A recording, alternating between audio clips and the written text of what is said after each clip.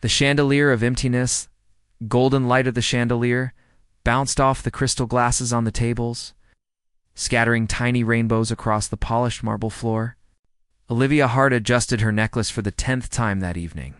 The pearls were a gift from Ronan Blackwell, her husband, a billionaire whose smile could charm a room but whose heart often felt like a locked vault. Her fingers trembled ever so slightly as she took in the scene. The new Blackwell Tower's Grand Hall was packed with executives, investors, and celebrities. Laughter echoed through the marble corridors. Champagne flutes clinked and cameras flashed. Capturing every shiny moment, Olivia's reflection in the floor-to-ceiling windows looked elegant, poised, the perfect accessory to her husband's empire. But inside, she felt fragile, like a delicate figurine teetering on the edge of a shelf. 6 years had passed since she first met Ronan, a young, brash tech genius with a reputation for brilliance and ruthlessness. Back then, he had been magnetic, charming, almost impossibly alluring to a 23-year-old Olivia who still dreamed of finding her place in the world. Now, at 29, she felt small, invisible, swallowed by the grandeur of a life that was supposed to be perfect. The perfect. Mask Olivia's blue silk dress clung delicately to her frame. She had spent hours choosing it, hoping tonight might bring a fleeting moment of attention from her husband. She brushed her hair into soft waves, applied the peach lipstick that softened her features, and inhaled deeply. Every movement, every smile was calculated. She had mastered the art of being the perfect wife, the one who smiled just enough, laughed politely, never argued, and always made herself secondary to Ronan's towering presence. "Olivia, darling, you look stunning," said Margot Reed, the wife of one of Ronan's longtime investors. Margot's smile was bright, her tone sugary, yet Olivia could sense the subtle comparison. Her dress, her posture, her all scrutinized through Margot's sharp eyes. "That shade of blue is new, isn't it?" "Yes," Olivia replied softly. "I bought it last week. Ronan has such good taste." "I'm sure he approved," Margot added with a knowing smile. Olivia forced a small nod, swallowing the bitter taste that rose in her throat. In truth, Ronan had barely noticed the dress. He had merely muttered a polite "looks fine" without ever turning from his phone. Olivia pressed on with her practiced smile, hiding the sinking feeling in her chest, the heart of the empire across the hall. Ronan Blackwell towered over a cluster of investors. Tall, broad-shouldered, with streaks of silver in his neatly combed hair, exuded an air of confidence that drew people like moths to a flame. Olivia remembered the early days when his eyes sparkled with enthusiasm and attention, when she felt like she was part of something extraordinary. He had swept her off her feet, promising a life of adventure and luxury. She had left behind small-town simplicity for penthouses, private jets, and boardroom deals. But 6 years later, the sparkle had dimmed. Olivia lived in a mansion that could rival a museum, surrounded by luxury, but the emptiness within her grew daily. The wardrobe was filled with designer gowns, yet none could fill the void she felt in Ronan's absence. She felt like a beautiful prop in a story she no longer belonged to, as a shadow in the glow of his success. The photographer and sight-nth moment arrived. The host's voice cut through the ambient chatter. "Ladies and gentlemen, please gather for the official photographs of tonight's historic celebration with our brilliant host, Ronan Blackwell." Olivia's heart raced. This was her chance. She would finally be beside him, part of the story, not just an accessory. She took careful steps across the marble floor, heels clicking, every motion deliberate. Ronan noticed her approaching. Their eyes met for a brief second. Then she saw it. No warmth, no pride, no love, only irritation. "Don't be in my photos," he whispered, his hand gripping her arm.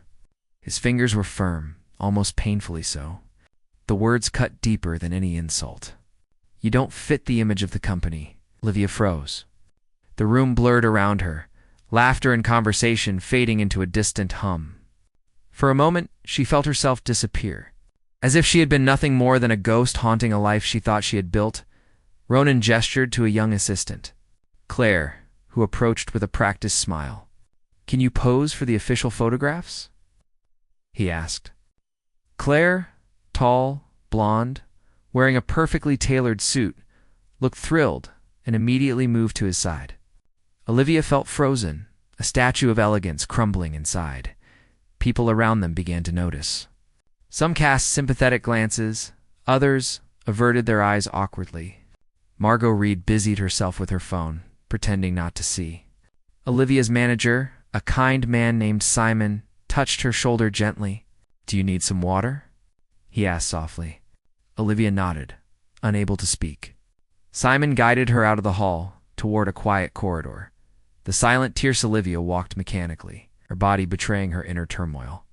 Once she reached the ladies' room, she closed herself in a stall. The cold tile pressed against her back as she slid to the floor. Tears came silently at first, then freely. 6 years of being unseen, unheard, invisible, all of it flooded back. The nights of pretending, the constant effort to maintain appearances, the hollow smiles for a man who had once been her world. She had been nothing but a background, a silent supporter of Ronan's rise. And tonight was proof of how expendable she had become. But in that quiet corner, she also felt something new, stir a spark, fragile but undeniable. A sense that this humiliation might be the catalyst she needed. Maybe it was the universe telling her she was worth more than being invisible. The House of Empty Nesters later.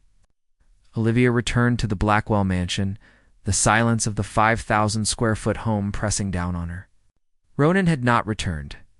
She removed her heels, walking barefoot across the cold marble floors, every step echoing in the cavernous space. She passed the mirrors lining the hallways and finally stopped. The woman staring back at her was tired, makeup smudged, dress wrinkled. But there was also something in those eyes, quiet determination, a flicker of awareness that she had lost herself but could still find a way back. In the bedroom, Olivia changed into a simple cotton nightgown. Sitting at the edge of their king-sized bed, she could hear the faint sound of Ronan's breathing from across the room, though she knew he wasn't there. She reached for her phone and saw a message from him. "I'm not coming home tonight. Meetings ran late. Don't wait up." For the first time in years, she did not respond with a perfunctory acknowledgement. Instead, she typed slowly, deliberately, "I'm done waiting. I'm done being invisible." She stared at the words before sending them, her hands trembling, but her heart resolute. She did not expect a reply, nor did she hope for reconciliation. This was about reclaiming herself. The storm before the ComEd next few days were a blur. Olivia moved through the mansion like a ghost, tending to the gardens, overseeing the staff, performing the routines she had maintained for years. But beneath the monotony, her mind churned with plans. She noticed small details she had ignored before: Ronan's obsession with his phone, his brief smiles that never reached his eyes, his complete lack of curiosity about her day. She catalogued it all, a quiet detective in the ruins of her marriage. One evening, she prepared a simple dinner, her favorite risotto, with white wine and mushrooms. Hoping for a conversation, a spark, any recognition of her existence, Ronan arrived late, tired and dismissive. "Dinner?" he asked, barely looking at her. She explained she had cooked for him, but he waved her off, muttering about meetings. Olivia's frustration bubbled over. "Ronan, when will you ever see me?" she asked, her voice steady, but filled with emotion. "I know everything about your work, your life, your deals. But you know nothing about me?" He sighed, the familiar weight of indifference in his eyes. "I work hard to provide everything you need," he said, almost apologetically. "I don't need everything," Olivia replied firmly. "I need you." The words hung in the air like a challenge, a declaration, a beginning. Olivia felt the first tremors of change ripple through her. Tonight she had drawn a line. The invisible wife was no longer invisible, the first step toward freedom that night. Olivia lay awake, staring at the ceiling, the city lights flickering through the windows. She thought about her life, her choices, and the years she had spent trying to mold herself into someone else's idea of perfection. For the first time, she allowed herself to imagine a different life, a life where she mattered not because of Ronan, not because of wealth, but because of herself in the quiet of the night. She whispered a promise to herself: She would no longer be a shadow. She would no longer wait for recognition. Something in her had shifted, small but undeniable. And as the first hints of dawn crept across the skyline, Olivia felt a strange sense of anticipation. The story of the invisible wife was far from over. In fact, it was only just beginning. The silence after the stormed morning after my declaration felt strangely quiet. The mansion was bathed in sunlight, the gold of dawn spilling across marble floors. But it didn't warm me. The silence was not comforting. It was accusatory. 6 years of curated routines of smiling and nodding had left me skilled in appearing invisible, but now the quiet felt like a mirror showing me the hollowness of my life. Ronan was gone. He had left early, already absorbed in meetings, the echo of his absence more potent than any argument. For the first time, I realized how much of my daily existence had revolved around him, anticipating his moods, preparing meals he wouldn't appreciate, maintaining appearances for his social calendar. And now, with nothing to anchor me, I felt unmoored, unsure if the strength I claimed last night was real or fragile like a glass poised on the edge of a table. I walked through the rooms, fingers brushing over surfaces I had memorized, as if tracing a history that had never been mine. The study held his books, his documents, his briefcases, everything belonged to him. And then I reached the library. The walls of books, collected over decades, had always intimidated me, a shrine to knowledge I felt too small to touch. But today, something inside me stirred. I pulled a chair to the oak desk, opened a notebook, and began to write not schedules, not lists, not polite greetings, but thoughts that had never seen paper before. I wrote about my loneliness, my anger, my desire to be seen. I wrote about feeling invisible, about years of silent subordination. For the first time, I let my pen tremble, allowing emotion to pour freely. Tears blurred my words, but the act itself felt liberating. It was a started declaration that the invisible wife could exist, but not vanish silently anymore. The unexpected visitor mad morning, the chime of the doorbell startled me. It was rare for anyone to visit without an appointment. Standing on the grand steps was a woman in her 40s, dressed casually but confidently, with dark, intelligent eyes that seemed to pierce straight through me. She introduced herself as Vera Hamilton, an investigative journalist known for exposing corruption in the business world. "I'm here for Ronan," she said. "But it seems I've found you first." I blinked. "Me? Yes. You're the one who really knows him, aren't you?" She smiled faintly, sharp and knowing. "Or at least, you did. People like me, people outside this glittering cage, want the truth.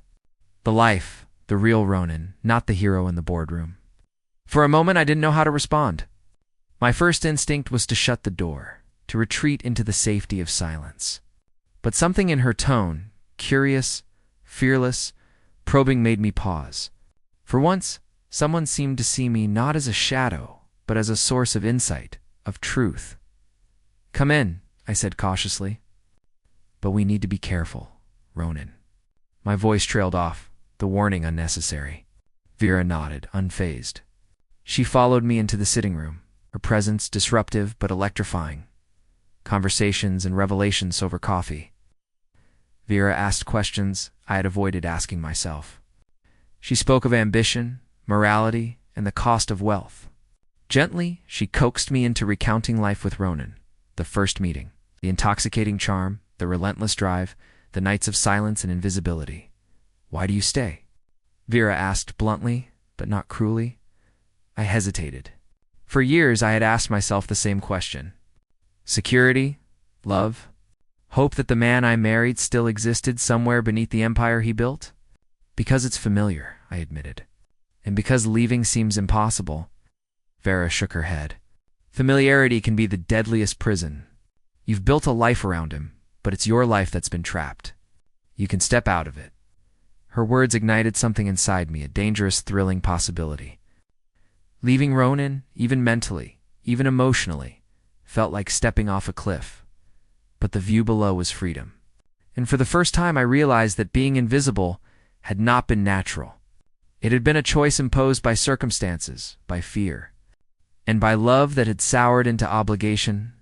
The first plant that afternoon, I began plotting not a dramatic escape, not a scandal, not revenge, but a quiet reclamation. I needed skills, independence, identity. Vera suggested starting with something simple: knowledge. She lent me contacts in media, nonprofits, and startups, encouraging me to attend events alone, speak to people outside the mansion walls, and test my voice in small but public ways. The idea terrified me. I had spent 6 years fading into the background. Now, I was supposed to step into the light? Yet, beneath the fear, a spark of exhilaration glowed. I began researching topics that had always fascinated me: environmental sustainability, tech ethics, social entrepreneurship. I realized I had opinions, knowledge, and ideas, and for the first time, I was willing to share them. Unexpected confrontations as I stepped into this new world, Ronan noticed. One evening, he returned early, his expression unreadable. "You're not waiting for me?" he asked, his tone carefully neutral.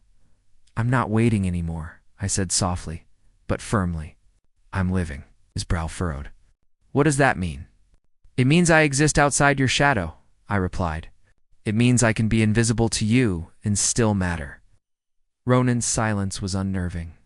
I could see him calculating, weighing the power dynamic. For years he had been the sun, and I the moon reflecting his light. Now, I was trying to shine on my own. He didn't like it, but he didn't know how to stop it. The network of freedom over the next weeks. Vera introduced me to a network of women who had reinvented themselves after difficult marriages or corporate burnout. There was Alina, a former fashion editor turned nonprofit director. Marisol, a tech entrepreneur who had escaped an oppressive family empire. And Naomi, a corporate lawyer who had quietly built her own practice while her husband's career soared. Meeting them was transformative.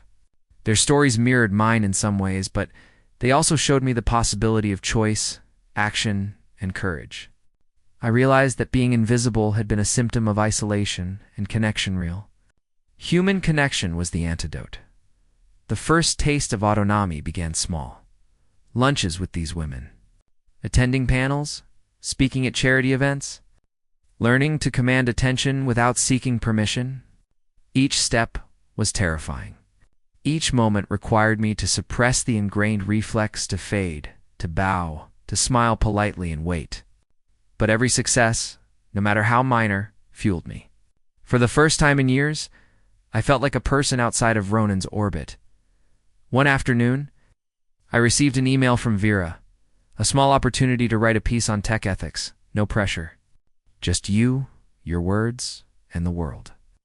My heart raced. Writing had been a secret passion, buried under pearls, silk, and obligation. I hesitated, then began drafting. Each word felt like a rebellion, each sentence a declaration.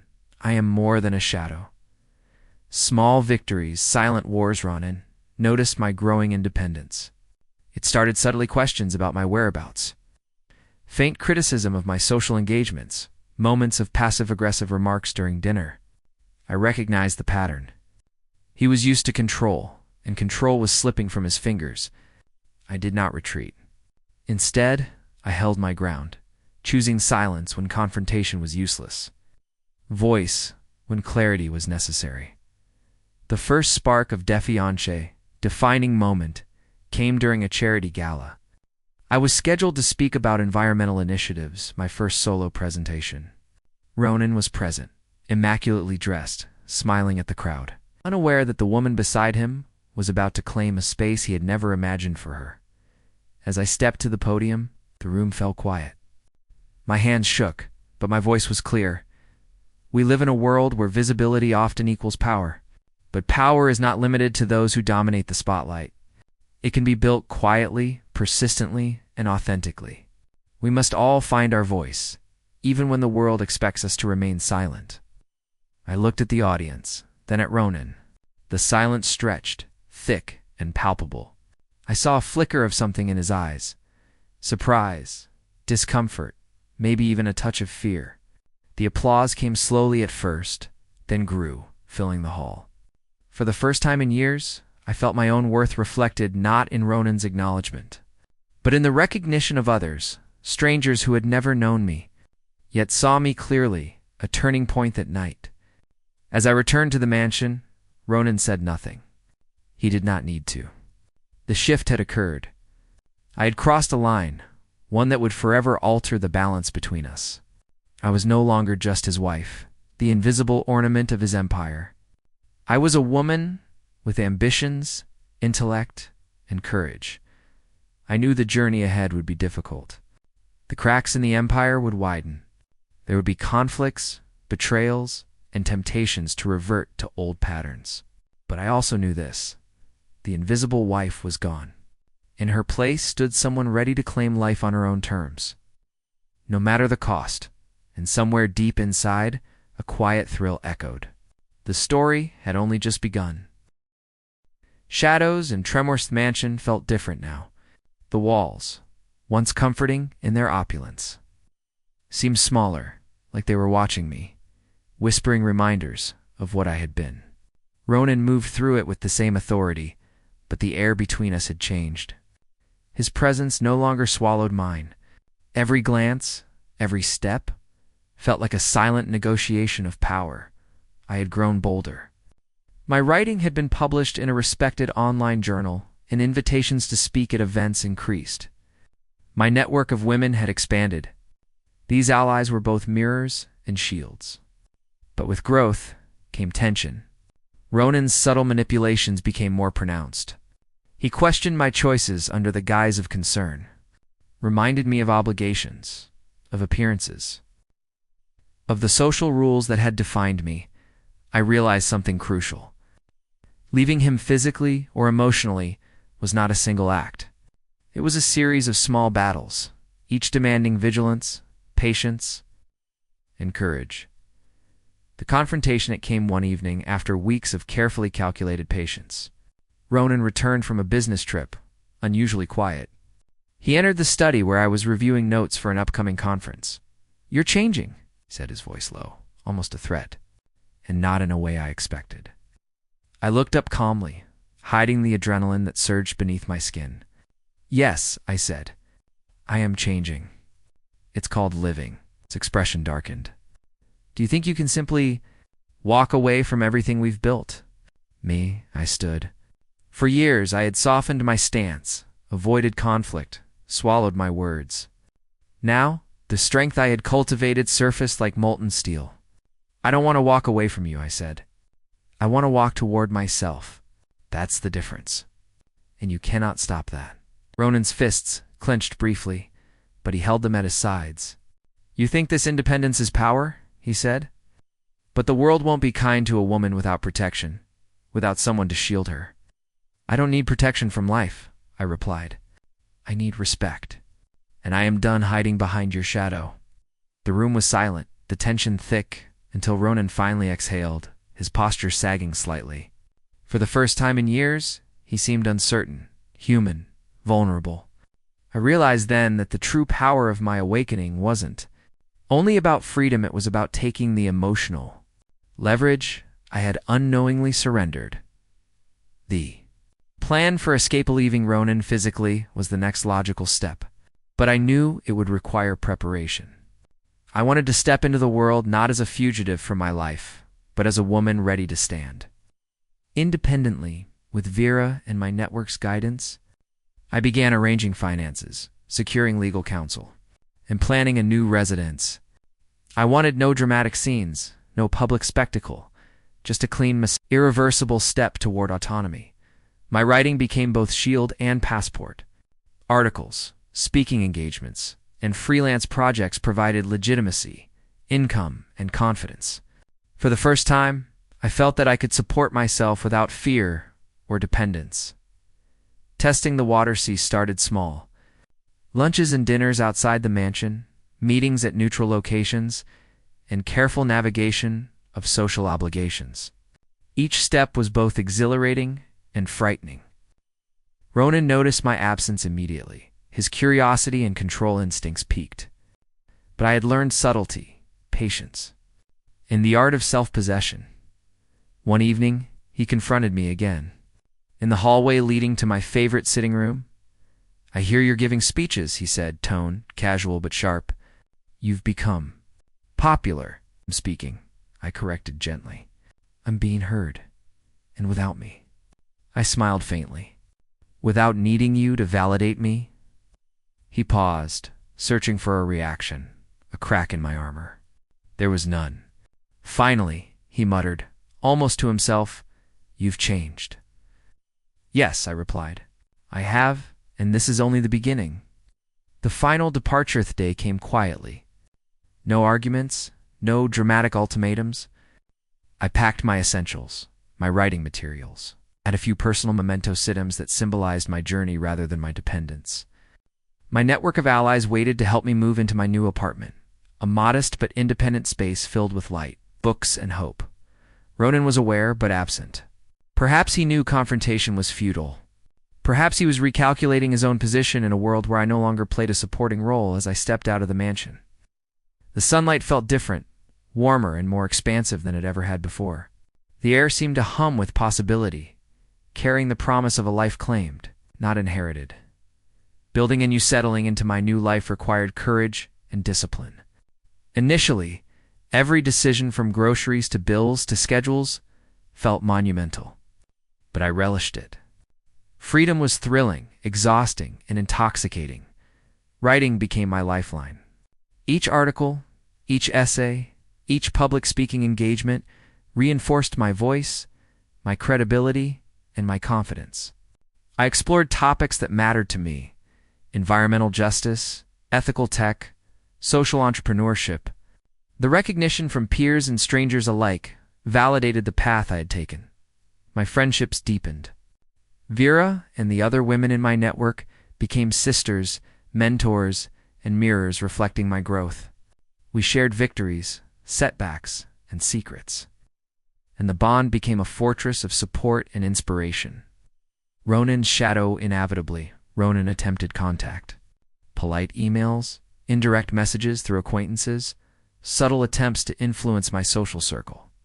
Each interaction was a test of my resolve. At first, the old anxiety rose. But I realized something profound. I was no longer the same woman who had feared his presence. I had strength now, a tangible, unshakable foundation. One afternoon, I received a direct message. "I respect your decision. I underestimated you. We are both changed." I'll read that. No apology, no bitterness, no attempt to pull me back. Just acknowledgement. I replied simply, "Thank you. We have both grown. I wish you peace." And that was it. The door was closed, not with anger, but with clarity. Love, redefined. Freedom did not mean isolation. I began to explore relationships on my own terms. Not immediately romantic ones, but connections based on mutual respect, curiosity, and shared values. Coffee dates, conversations, collaborations. They reminded me that love and companionship could exist without dominance or suppression. I also developed a profound sense of self-love. For the first time, I was my own anchor. My worth was no longer conditional on Ronan's approval or anyone else's perception. My happiness depended on integrity, courage, and authenticity. Final reflection. Sitting in my apartment one evening, the city lights twinkling through the window, I reflected on the journey. 6 years of silence, 6 years of invisibility had taught me the cost of subjugation. But the reclamation had taught me something far more valuable. Power is not inherited, imposed, or stolen. Power is cultivated, nurtured, and defended. I had faced fear, confrontation, and uncertainty. I had stepped into light when shadows beckoned. I had spoken when silence was easier. I had risked, stumbled, and risen. And in doing so, I had become whole. Ronan's empire, his wealth, his influence, his presence was irrelevant to my growth. The true empire I had built was my life, my choices, my autonomy, and it was mine entirely. I opened my notebook, pen poised. Words flowed freely, unchained. Each sentence, each paragraph, each idea was a testament. I am not invisible. I am not silent. I am alive, and my story is only beginning.